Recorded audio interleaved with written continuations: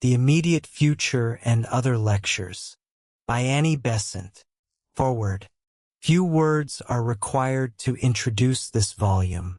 The 5 lectures, entitled The Immediate Future, were delivered in the spacious Queen's Hall, London, on June 11, 1825 and July 2, 9, to audiences that filled every portion of the building, from which hundreds of prospective attendees were turned away. No doubt could be entertained regarding the public interest in the subject. Moreover, the lectures reached another vast audience through their weekly publication in the Christian Commonwealth, to which journal I tender my sincere gratitude for the admirable reports reproduced herein. The 6th lecture was delivered at the Free Trade Hall, Manchester, during the concluding meeting of the Spring Assembly of the League of Liberal Christian Thought, and was presided over by the Reverend Reginald John Campbell. The 7th was delivered before the Fabian Society, in the Memorial Hall, Farringdon Street, under the presidency of Mrs. Sidney Webb. I send them forth in the hope that they may serve the purpose for which they were intended, the preparation of the public mind for the advent of the world teacher. Annie Besant. Chapter 1. Impending Physical Changes. My friends, when I selected the immediate future as the subject for my Sunday lectures this year, I felt that certain of the topics were somewhat remote from ordinary thought. While such themes as the growth of a world religion and the advent of a world teacher might, without introduction, be sufficiently familiar to the theosophist to be presented directly, I felt, conversely, that for the general public who have not studied theosophical concepts, some form of introduction was necessary to render these more obscure subjects intelligible and rational. Consequently, I resolved that in the opening lecture I would endeavor to provide a pragmatic and rational foundation for the expectations that are diffusing so widely both within and without the contemporary theosophical society. I sought to demonstrate to you that these hopes are based upon a study of the past as well as upon an observation of present events, and that our conviction that the world stands upon the threshold of momentous changes is justified by knowledge, rather than being the mere fantasy of the enthusiast. In directing your attention to the impending physical changes, my purpose is to demonstrate that analogous transitions have occurred in the past prior to those other developments which I have categorized collectively as the growth of a world religion and the advent of a world teacher. For precisely as one may contemplate an architect's blueprint spread out upon a table, cognizant that a portion of the structure is already completed, that another part is still under construction, and that yet another has not yet risen above the ground, whilst recognizing that the entirety constitutes a single building designed upon a unified plan, so too may one contemplate the grand design whose field of evolution is our world. Upon this world a great drama is enacted, divided into distinct acts. In each act the setting differs, yet the plot is meticulously developed. Thus, in the history of the world, past, present, and future are all integral parts of the same design, each contributing to the grand outline. The present becomes more comprehensible and the future more hopeful when we perceive how the one emerges from the past, and understand how it is linked to preceding events. Hence, in observing contemporary endeavors, amidst all the confusion of construction, we may discern that the plan is indeed being executed, and we may forecast the future because we have obtained a glimpse of the whole. At present, I am cognizant of only 2 works wherein an outline is provided of the entire narrative of evolution, from its inception to its consummation upon our globe. One is a series of ancient scriptures from India, which reiterates substantially the same narrative transmitted from antiquity, the name of which, Purana, signifies simply ancient. Therein one may read the history of the world with no distinction observed, save that of chronological succession between past and future. Similarly, in Helena Blavatsky's The Secret Doctrine, one may find an outline of the world's history consecutively traced from its beginning to its end. Both works derive from the same source, the testimonies of great seers who have investigated the occult records, wherein there exists neither past nor future, but all is perceived as an eternal present.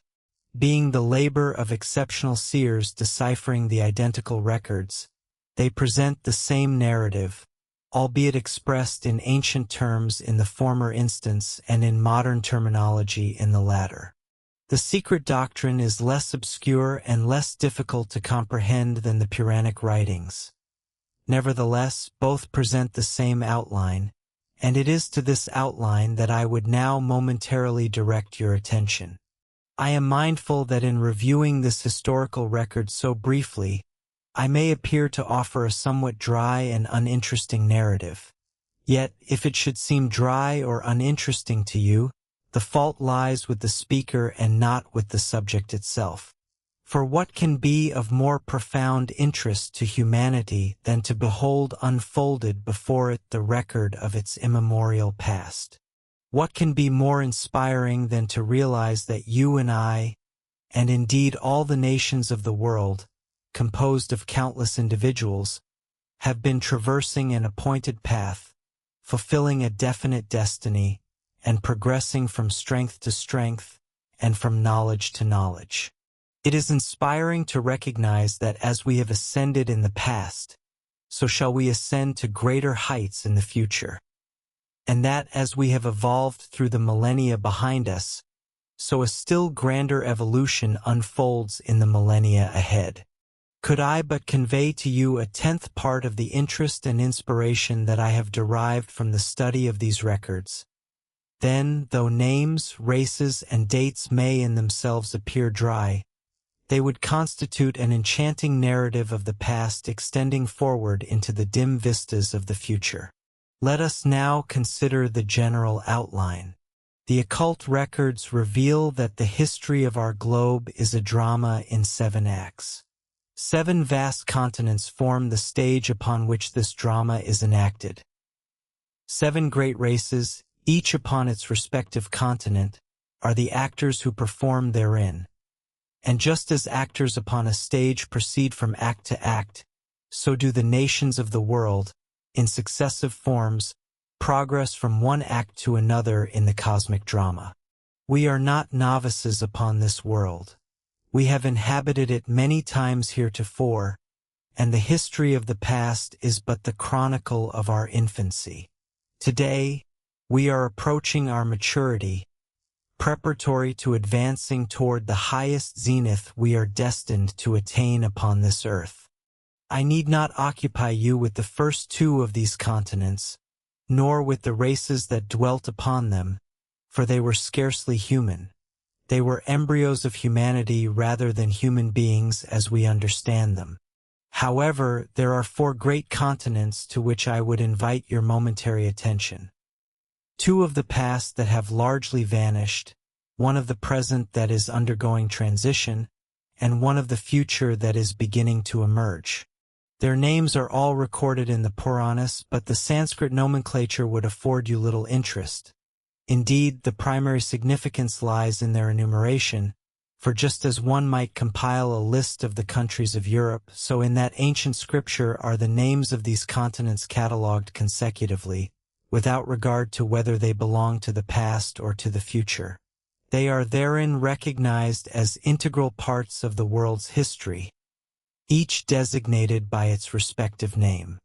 3 of them, the 2 of the past and the 1 of the present, you will recognize under designations more familiar to the Western mind. The first of these is Lemuria, which extended across the expanse where the Pacific Ocean now rolls. Australia constitutes the southern portion of that immense continent, and New Zealand likewise was connected to it. Easter Island was merely a mountain summit, whilst the remainder is now submerged beneath the ocean.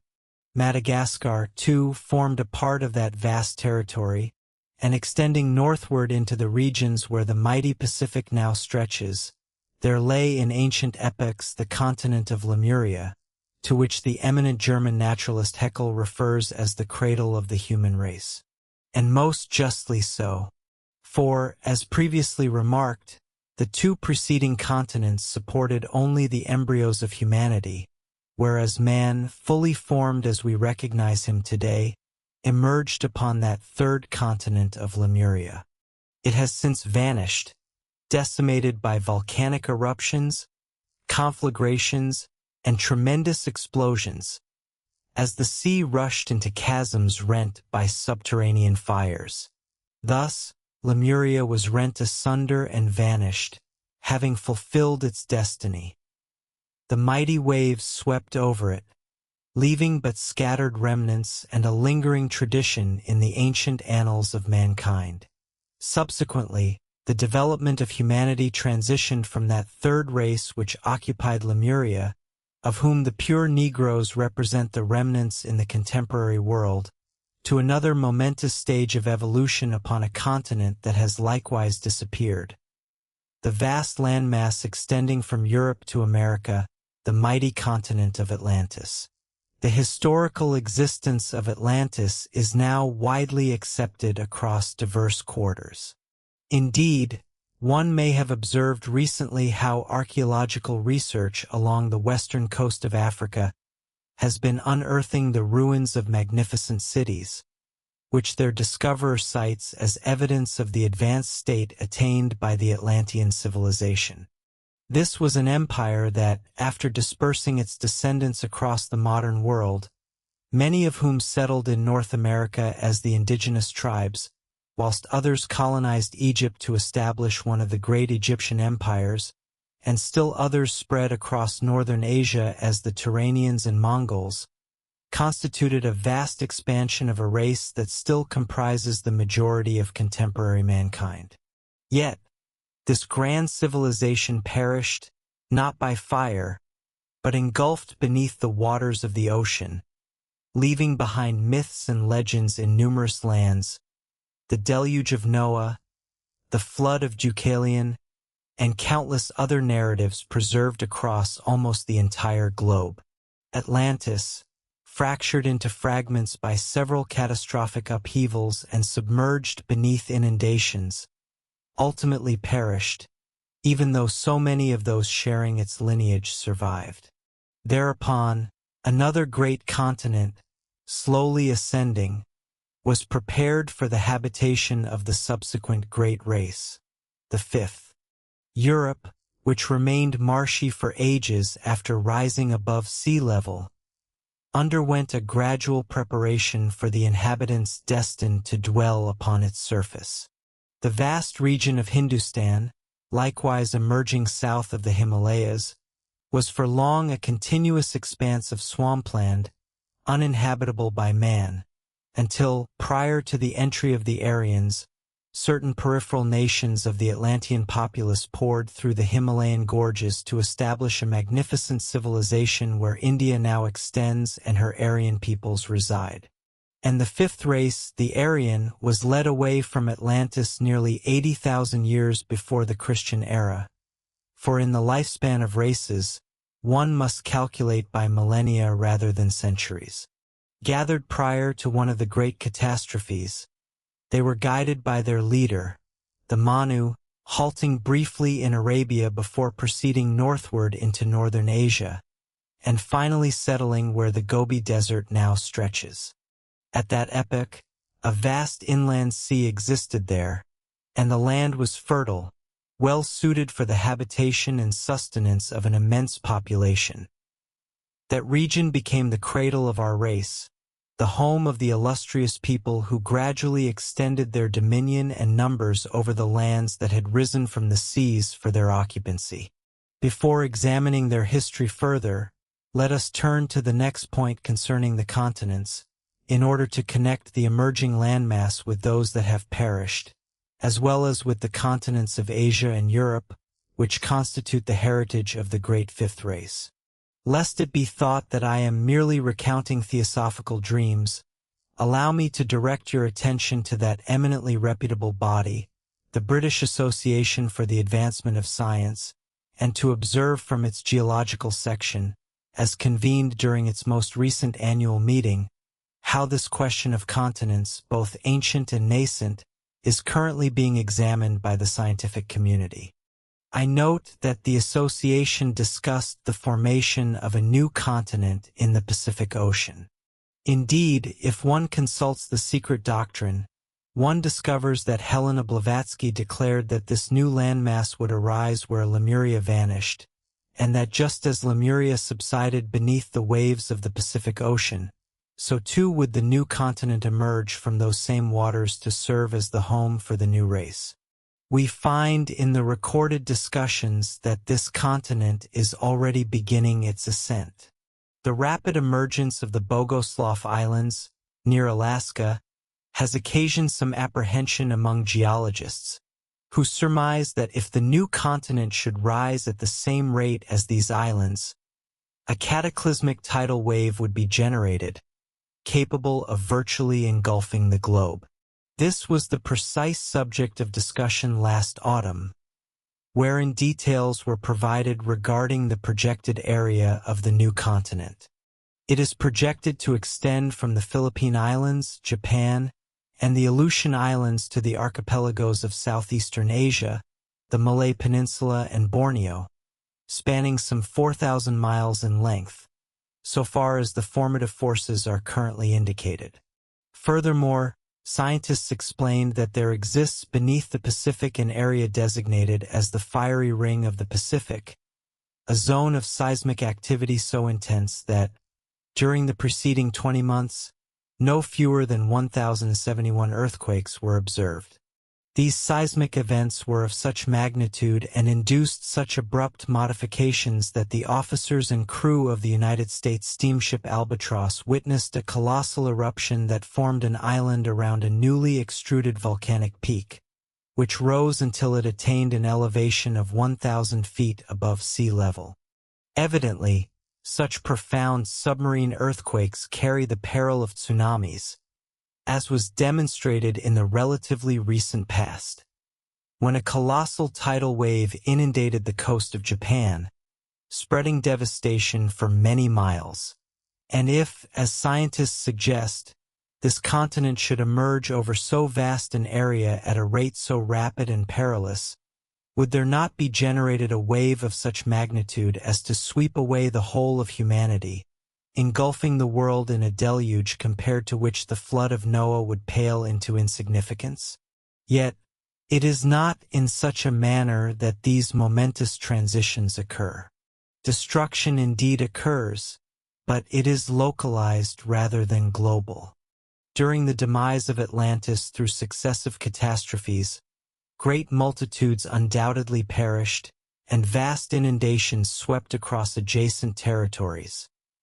When its final isle, Poseidonus, subsided, a massive tidal wave surged through the Mediterranean Sea, spreading ruin along its entire coastline and, by the attendant disturbances, draining the Sahara Sea, so that a desert now stretches where once those waters rolled. Such immense catastrophes of the past may certainly portend comparable upheavals in the future. However, they do not occur simultaneously, but are instead distributed over intervals of thousands or tens of thousands of years. These profound seismic shifts, while devastating to local regions, shall never annihilate the human race. Moreover, while that continent gradually ascends, punctuated by occasional eruptions followed by millennia of quiescence, the race destined to inhabit it will be undergoing a slow preparation upon the adjacent continent of America. Viewing this, therefore, as one of the great impending physical transformations, one can perceive that it is entirely consistent with the historical narrative of our globe. Other continents have submerged, others have arisen. Why, then, should the hearts of men be troubled when this ancient narrative is repeated once more upon the earth? Convulsions and catastrophes are but instruments of human progress. Indeed, were they not to occur periodically, the earth would be unable to sustain her children. For the soil of the earth becomes exhausted by the multitudes nourished by it, and from time to time, this depleted ground is wisely submerged beneath the waters of a nascent ocean, so that it may regain its fertility and rise once more to serve as the foundation for a new civilization and the home of a new people. Oh, nature is but the garment in which the divine enshrouds himself. Her catastrophes are merely the means for the execution of grander purposes. Why, then, should you be troubled, you who are immortal spirits? For though continents may fracture and others emerge, the human race remains immortal in both its origin and its development. Thus, there is naught to fear, even should the very foundations of the earth be shaken.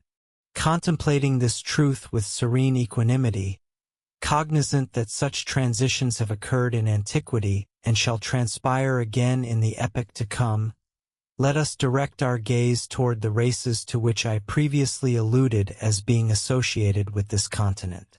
At present, my concern lies solely with our own fifth race. Yet, I entreat you to accompany me for a moment in conceptualizing this race within Central Asia, its ancestral cradle-land, as it dispatched its various subdivisions to subdue and inherit the earth. Two of these branches have well-nigh vanished. The second subrace, as it is designated, an offshoot of the progenitor race, migrated to Arabia, Egypt, and Africa, where it established magnificent empires. Today, however, it has dissolved, leaving only vestiges of its legacy within the Arab populations and certain kindred tribes. We may dismiss further contemplation of it, for its narrative has concluded. Subsequently arose the third subrace, the Iranian, which established the great Persian Empire, not the later dynasty of Cyrus and Darius, but the ancient empire that endured for 28,000 years across the Persian and Mesopotamian territories, which has likewise practically vanished.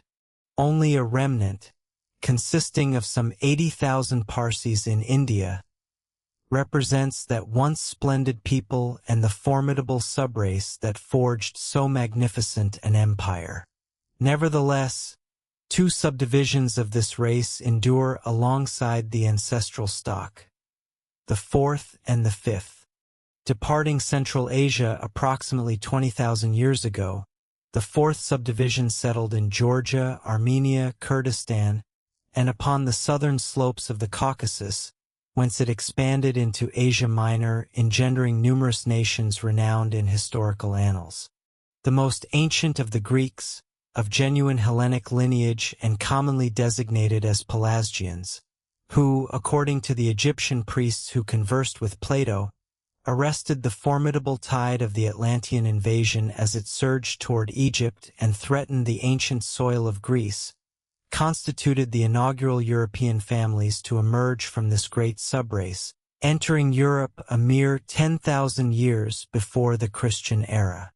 The fifth subdivision, departing Central Asia at roughly the same period, pursued a more northerly trajectory toward the shores of the Caspian Sea, establishing themselves in Dagestan and upon the northern slopes of the Caucasus, where they remained throughout vast epochs, spanning some 11,500 years.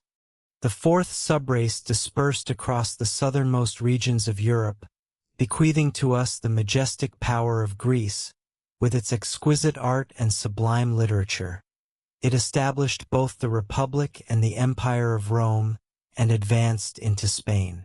Indeed, Spain well-nigh secured a global empire when she dispatched her sons across the Atlantic to conquer Mexico and Peru. She might indeed have consolidated a worldwide dominion, had it not been for the national transgressions of the Inquisition, the expulsion of the Jews and the Moors, and the systemic cruelties that undermined her sovereignty. For there exists a cosmic justice that weighs the deeds of nations no less than those of individual men, and no state may transgress against righteousness and mercy while hoping to preserve its preeminence among the leading nations of the world. Subsequently, this same illustrious fourth subrace migrated northward through France, populated the British Isles, and established itself over many succeeding centuries, fostering civilization within the territories it had subdued. Meanwhile, its successor, the fifth subrace, arriving in Europe approximately 1500 years later, settled initially in Poland. Subsequently, as the wetlands of Central Europe gradually desiccated to render the continent habitable, this branch dispersed the great Slavonic family, followed by the Letts, Lithuanians, and Prussians, then the formidable Germanic peoples, and ultimately, the Goths and the Scandinavians. These two subraces possess distinct physiognomies. Just as one observes the divergence between oneself and, for instance, the Mongolian or Turanian racial types within the root race, so too can one discern the contrast between the Celt and the Teuton in the general contours of the face, the cranium, and the coloration. In the Celt, one observes a rounded cranium, dark hair, dark eyes, and a comparatively slight and shorter stature. In the Teuton, one discerns an elongated cranium, fair hair, blue or light-colored eyes, and a tall, robust frame. Naturally, through their mutual intermingling, these distinctive types are largely obscured.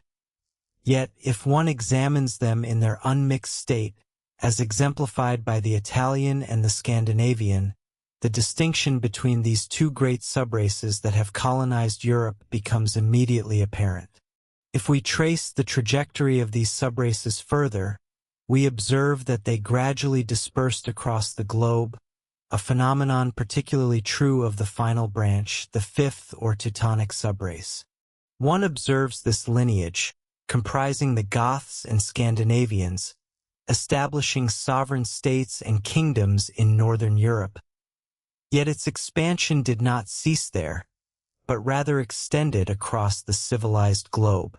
We witness it crossing the Atlantic to establish the formidable Republic of the West and the Northern Dominion of Canada, both of which grow more powerful with each passing year. Just as it traversed the Atlantic, so too did it venture southward, colonizing Australia and New Zealand, and establishing a presence in South Africa, where it intermingled with Dutch lineage to forge the great federation developing there today. Unsatisfied with merely establishing numerous colonies and rendering the English tongue the preeminent global lingua franca of the modern era, this subrace also expanded into Asia, prompting a question of profound significance to which I shall presently turn. Yet, before addressing that subject, concerned as it is with the great empire of the fifth race, let me remind you that the fifth race is by no means final. A sixth and seventh are destined to succeed it. Furthermore, just as the Teutonic branch represents the fifth subdivision of the great Aryan lineage, there remain two subsequent subdivisions yet to emerge, develop, and evolve. Once more, Helena Blavatsky posits in The Secret Doctrine that the sixth subdivision of this formidable race will gradually develop upon the American continent. It is there, near the birthplace of the future root race, that this new subdivision of our own race will emerge and distinguish itself, precisely as its predecessors have done. This very transformation is unfolding in America today. I do not ask you to accept these assertions merely on the authority of theosophical tenets, but rather to examine the evidence arising from the contemporary scientific community. For generations, Europe has poured her populations, through successive waves of immigration, into the great melting pot of the United States. America has welcomed these newcomers, permitted them to settle, and has long been engaged in the process of forging a unified nation. Yet, what a remarkable transformation has occurred. The initial settlers who arrived from England and established themselves in what they affectionately termed New England represented a physical and psychological type vastly different from that which is developing in America today. Influenced by the local climate and environmental conditions, that earlier stock was largely molded into a form resembling the indigenous North American Indian, characterized by angular jaws, an elongated countenance, prominent cheekbones, and straight hair, a type familiar to all, if I may employ a somewhat colloquial term, as the Yankee. That was a physical type closely aligned with the indigenous inhabitants of the continent. The emerging type, however, is entirely distinct. It is genuinely novel. Indeed, a preeminent American ethnologist, in presenting a report of his investigations to the federal government, documented this very phenomenon. He reported that a new race is currently arising in America, distinct, recognizable, and clearly defined. He provided detailed cranial measurements and facial classifications, pointing to the square jaw and chiseled features that characterize an intellectual, strong-willed type, which is growing increasingly prevalent within the United States. Indeed, one may observe this personally if one remains observant during a visit to America. The type has become so pronounced that, in any public venue, one can readily distinguish its members as a novel and refined stock, intellectually formidable, powerful, and holding great promise for the future of humanity. This is the sixth subrace, the sixth subdivision of the great Aryan people. It contains within itself the promise of the future. It is the archetype destined to engender the next root race of humanity, which shall inhabit the continent currently beginning to emerge in the Pacific. Thus, you possess therein, derived entirely from external sources, evidence of the new continent, evidence of the new subrace, and physical changes unfolding around and before you that pass by unnoticed, because you fail to perceive the profound significance underlying them. Herein lies the distinct advantage that the theosophist possesses over the majority of you. He has studied the subject through the annals of the past, familiarized himself with the records wherein that history is preserved, and contemplated the grand design, discerning its outline. Consequently, when some small fragment is cast up, just as one might observe a piece of a child's puzzle thrown aloft and wonder at its meaning in isolation, if one has already envisioned the complete picture, then, indeed, one knows precisely where that fragment will fit once the remaining pieces are recovered. Thus, in studying the grand design, we recognize the fragments as they appear, and we comprehend the position they will occupy in the completed panorama, for the blueprint reveals their significance, and within the grand mosaic every piece possesses its ordained place. And so we behold a developing subrace and an emerging continent. Yet what must transpire before that race ascends to power, and before that continent becomes fit, millennia hence, for human habitation? Other transformations are occurring directly before our eyes. What, then, is their significance? Your sentiment, and the elder among you will, I am certain, concur with me in this, is shifting toward your colonies, just as their sentiment is shifting toward you. I spoke of the momentous transition wrought by the expansion of the fifth subrace. Yet, when I was a young girl, reared as I was within a Whig household, I accustomed myself to hearing remarks concerning the colonies that were vastly different from those uttered today. They were spoken of with reluctance, accompanied by the hope that they might secede and establish whatever kingdoms or republics they pleased. They were not regarded as constituent parts of a mighty empire, nor were they viewed as daughters of the motherland who, in distant quarters of the globe, ought to maintain close and affectionate bonds with the country from which they had departed. Within the colonies themselves, a similar ethos prevailed, one of independence, of separation, with each confined to its own territory, its own nation, and its own populace. Yet, how remarkably different is the present state of affairs.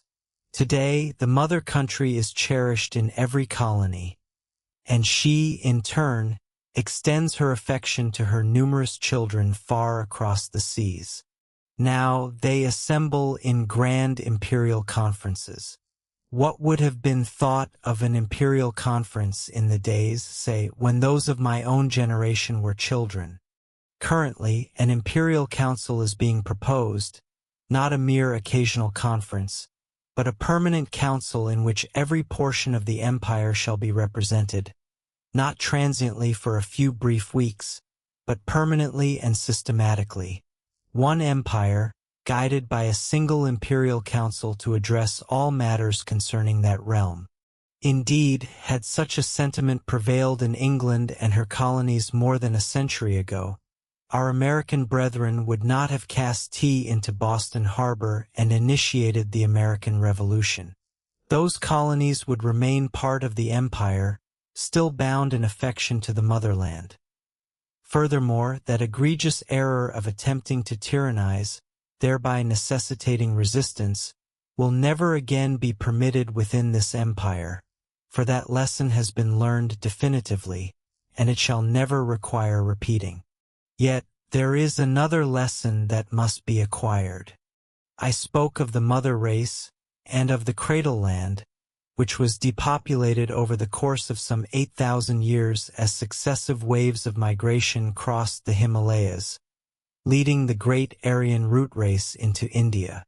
Commencing around 18,000 BC, those incursions concluded perhaps by 10,000 BC, since which time the Aryan population has multiplied and flourished, until that majestic land of India is now peopled by the descendants of that very race. Many have attempted to conquer and to govern India. The Greeks arrived, yet they were repelled, leaving behind them many a precious vestige. For the subjugation of one nation by another is not, as many believe, an unmitigated evil. It facilitates the blending of peoples and imparts the knowledge of one to the other. The Greeks, who conquered and were subsequently expelled from India, left behind them many a trace upon Indian art, rendering it more exquisite and graceful than it had previously been. Subsequently, the Mughals arrived and established their formidable empire, originating from Turkestan and other regions of Asia. In a vast inundation, they swept down into India, establishing a mighty empire centered at Delhi, and took up residence among the Indian populace. Yet India has conquered them far more than they conquered her. They are no longer foreigners, but are at home in the house of Mother India, and the descendants of those past conquerors are proud today to call themselves Indians, for they have taken root in the soil, and they will never depart from the land that has become so deeply their own. Thereafter, several other nations arrived from Europe. The Dutch arrived and established colonies. Yet, how much of their influence now remains? The Portuguese retain mere remnants of Indian territory today. The French arrived, but where are their colonies now? Chandernagore and Pondicherry represent the entirety of what France can claim of Indian soil. Subsequently, England arrived, the youngest offspring of the mother race, and flourished, ascending in power, expanding across the Indian territory, and, with the assistance of Indians, subjugating the Indian populace. Indeed, you must never forget this truth. You could not have conquered India by your own strength alone. You succeeded only because many of her children welcomed your arrival and joined their swords with yours. I have read in an English journal, "We conquered India by the sword, and we hold her by the sword." You never subjugated her by the British sword, but solely through alliance with vast numbers of the Indian populace. Furthermore, you do not and cannot retain her, save by her own consent. The late Viceroy, Lord Minto, spoke a profound truth when he declared, "If India did not desire our presence, we could not remain for 3 weeks." That is true. A few thousand English citizens against many millions of Indians. Never forget, when you criticize British governance in India, that it could not persist if it were contrary to India's will. Here and there, indeed, you may find a few, though very few, who would sever the connection, and if it is broken, the fault will lie entirely with England. Now, you cannot exclude India from the world empire that you are constructing, and it is precisely in this regard that your colonies are committing a catastrophic error. There is no nation in the entire world wherein an Indian cannot travel freely, save within the British colonies and under the British flag. Do you comprehend the implications of this? A Japanese citizen may enter British Columbia if he possesses $50, but should a citizen of this grand empire, an Indian, attempt to do so, he must produce $200 before he is permitted entry. Any other Oriental may travel freely in Canada, the Indian, no. He must arrive directly from India, otherwise admittance is denied. Furthermore, if his associates have settled in the United States, he cannot visit them and subsequently return to Canada. There is another side to self-government in the colonies, for it is undermining the empire in India.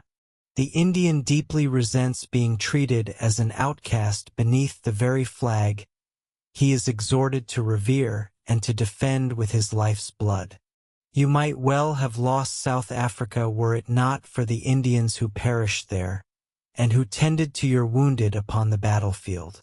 Yet, for many years, Indians have been struggling to obtain decent treatment, only to be shamefully abused under the self-government of South Africa. You must remember this, and recall that you cannot maintain a global imperial world empire without India as an integral constituent thereof. You have made this necessary. The youth of India strive toward a unified nation, for you have instructed them in the principles of liberty and bestowed upon them a common tongue. Indeed, let not your attention be arrested solely by those few misguided youths who, incited to crime by elders securely ensconced here in Europe, sacrificed themselves under the delusion of patriotism when in truth they were merely transgressors, the most lamentable of all disillusions for the young and the beguiled. Let not that focus obscure the larger truth, for they are but a negligible few. Rather, contemplate the millions of Indians who cherish and honor Great Britain, who uphold her governance, and who defend her banner. There exist today 2 living men who have done more to stir the heart of India and bind her to England than any other living contemporaries. The first is the former Prince of Wales, who journeyed throughout India and declared in a celebrated address at the Guildhall that India must be governed through sympathy. He now reigns as George V, King of England and Emperor of India, whom may God preserve. The other is the lately departed Viceroy, Lord Minto, who stood resolute and serene amidst grave peril, who placed his trust in the Indian people at a time when assassination was rife in the capital, and who maintained an Indian guard about Government House when others would have installed Scottish soldiers and dismissed the Indian sentries from his protection. For how, he asked, shall India trust us if we do not trust India? He uttered those words and acted upon them at a juncture when both his life and that of his wife were in imminent danger, holding fast to the conviction that love and trust are far more potent weapons than apprehension and suspicion. A nation does not always recognize its greatest figures, and the debt that the empire owes to him is one that shall prove exceedingly difficult to requite. And now a momentous transformation is at hand. For the first time in human history, a monarch of the West is to be crowned in the East. He who in a few days' time shall sit upon the ancient stone at Westminster to be crowned and anointed king, shall, with the insight of a statesman and an imperial vision, journey to the Indian capital, the capital alike of Hindu and Mussulman, so that the crown may once more be placed upon his head, and that he may be crowned in India as Emperor of India. Never before has history witnessed such an event. Never before has so profound an honor been bestowed upon a constituent part of the empire. When England and India are thus united by the most powerful of all bonds, the bond of imagination and emotion, can you not perceive therein the promise of a majestic empire wherein East and West shall be allied, each complementing the other with its own distinctive virtues? Since this shift in policy, a transformation has begun to sweep across India. The Indian civil service, which, notwithstanding the errors that may justly be laid to its charge, remains on the whole an exemplary body, is striving honestly, courageously, and thoroughly to adapt itself to this novel position, seeking to demonstrate sympathy rather than to maintain a distant isolation from the Indian populace. The viceroy, the governors, and other high officials have successively appealed for courtesy, gentleness, and mutual respect, and the service is loyally endeavoring to conform to these altered circumstances and to fulfill the mandates of its leaders. Thus, hope endures, provided that the colonies do not undermine it. Yet, amidst these impending shifts upon the surface of our globe, it is vital that humanity comprehend how empires are constructed and how nations develop. This formidable world empire of the fifth root race shall have England and India as its epicenter, with the great outlying nations of America and Germany serving as powerful buttresses on either side. America draws closer to us, closer with each passing day. And will not Germany likewise align herself through the bonds of peace with this nation? When Great Britain, America, Germany, India, and the great colonies are all united in a single covenant of peace, who shall dare to disrupt that peace established upon earth? Who shall venture to speak of war when so formidable a power advocates for peace? Surveying these various transformations, endeavoring to comprehend their significance, and perceiving them not as isolated occurrences but as integral components of a divine design, one may realize that beneath the emergence of a world religion and the preparation for the advent of a world teacher, the nations are converging. The foundations are being laid for the future and for the race destined to inhabit it, and while this gradual construction proceeds, the majestic empire of the fifth root race is ascending. Should you desire this consummation, recognize that it entails grave responsibility, solemn duty, and steadfast righteousness. If you wish to be part of an enduring empire, you must cultivate a liberty governed by self-restraint, and learn that perfect freedom is found only in service to the race. Chapter 2. The Growth of a World Religion.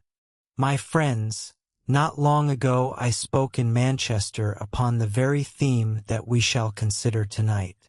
On that occasion, an intriguing letter addressed to the editor of the Christian Commonwealth raised a significant question: whether the truer conception of a world religion lay in the synthesis of all global faiths, as I had proposed, or whether it would emerge through the ultimate triumph of a single faith, namely Christianity.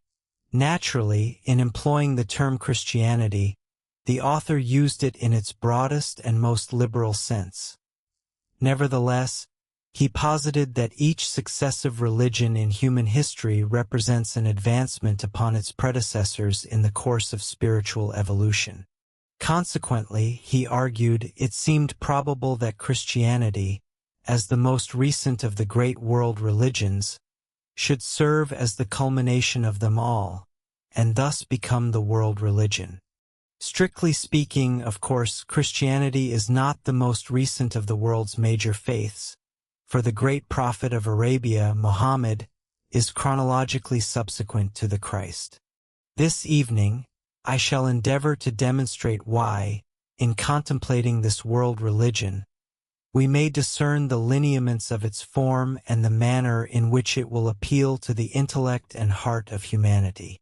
Regarding the existing faiths of the world, I am convinced that adherents of every creed will recognize within this world religion the very soul of their own belief.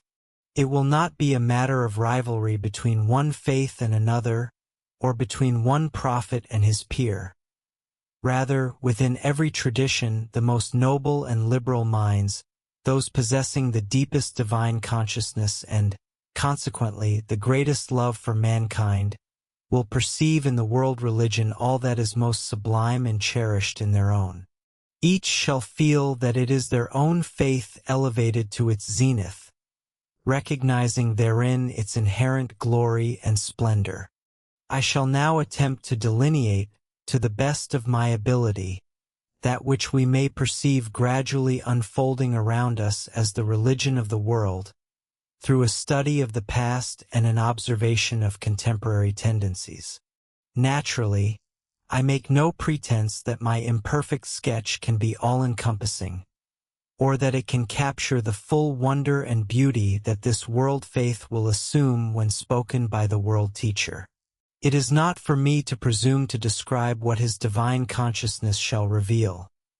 Rather, as the humblest of disciples, I shall merely attempt to outline for you the broad framework which he will delineate with a precision unique to the world teacher, with a richness of detail and a power to stir the hearts of men that can emanate only from him who spoke as no man has spoken before, nor ever shall speak, save through those sacred lips.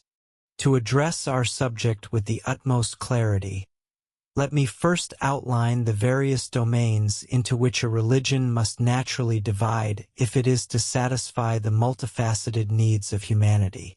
First and foremost, it must self-evidently be a religion. I shall define these terms as I address each individually. It must subsequently be a philosophy. It must encompass art. It must also be a science. And finally, it must constitute a morality. These, it seems to me, are the principal domains under which all human necessities may be subsumed.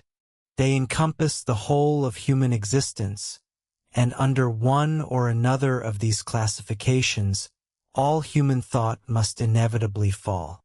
I have placed in the forefront, as is indeed fitting, the concept of religion. What constitutes religion, whether one considers its plural manifestations or its singular essence?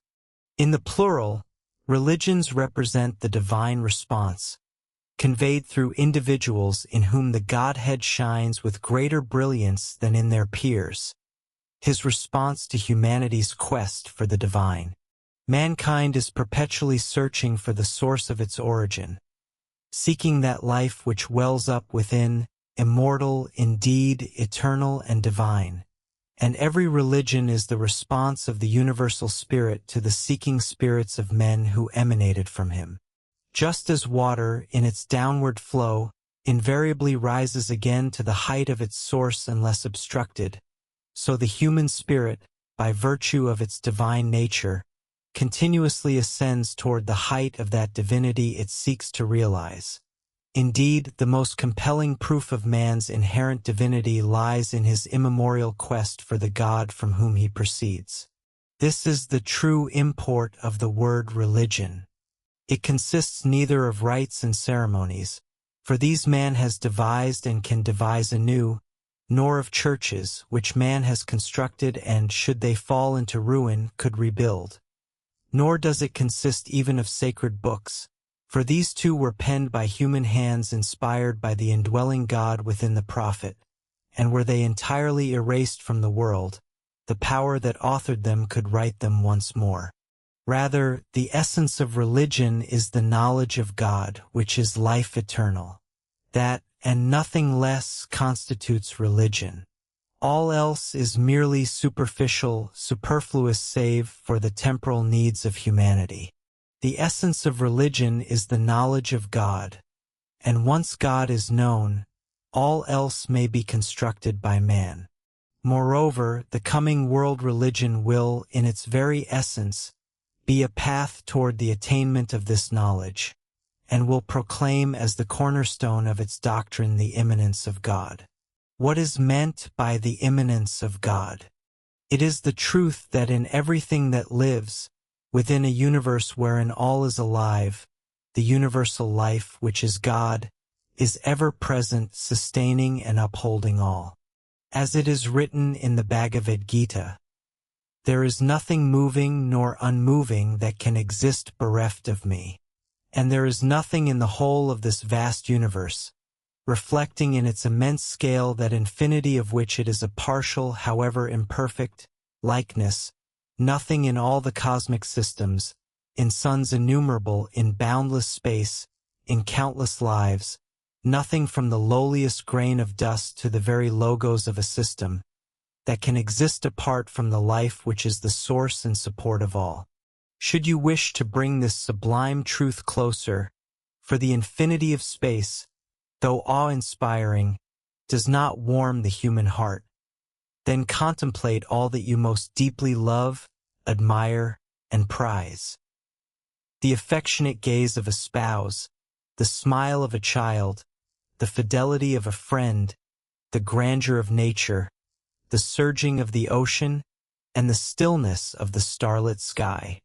Everything that is most beautiful, everything that is most splendid, everything that warms your heart and gladdens your life, is but God individualized in the living object. All that is beautiful and exquisite is merely the reflection of His smile and His strength. This is the true meaning of the immanence of God, and this shall serve as the foundation stone of the religion of the future, the coming world religion. Every faith teaches this truth, yet it scarcely exerts the influence upon human life that it rightfully should. Following this great doctrine, the next shall succeed, that there exists but one teacher of the worlds, one teacher of angels and of men, a singular, mighty instructor who reveals God to man and man to God. This is the sublime being whom Christendom styles the Christ, and whom the East addresses as He whose essence is wisdom, the Lord of compassion, the Lord of love. Indeed, there are many prophets esteemed and cherished by humanity, many teachers, and many helpers of the world. Yet above them all, even as the sun eclipses the stars into invisibility, shines the Master of Masters, the founder of every faith, the inspirer of every prophet, the world teacher. One contemplates religions other than one's own and hears unfamiliar names, failing to recollect that in different tongues a single object is called by various designations. Indeed, if one names a man, a metal, or a stone in diverse languages, without the object present, one might easily suppose that each term designated a distinct entity. Thus, when the Hindu speaks of the world teacher and the Buddhist of the Lord of compassion, one fails to realize that they refer to Him who is the Christ, and to none other. The nomenclatures differ, yet that transcendent being remains the same. He cherishes all faiths, blesses them equally, dispatches His messengers to each, and constitutes the very heart and life of them all. Is it not a far grander conception, for those of you who are predominantly Christian, that the Lord whom you adore is worshipped in Eastern lands no less than here? And what significance has the name, when the being remains identical? What matters the word uttered by our childish lips, when all prayers ascend to Him who is but one? For when the Indian worships Sri Krishna, he unwittingly worships one in whom the Christ was incarnate. And when the Buddhist lifts his heart to the coming Buddha, he unknowingly adores the Christ. Is it not more sublime, more just, and more beautiful that all streams of devotion converge upon a single magnificent individual, and that the divine man of every faith is one and the same, though his children remain unaware of it and fail to perceive the unity that flows therefrom? Yet, when Christ appeared in the form familiar to you, He spoke words of unmistakable clarity. Other sheep I have, which are not of this fold. Them also I must bring, and they shall hear my voice. And there shall be one fold and one shepherd. When he uttered those words, before Christianity had emerged as a distinct faith, of whom could he have?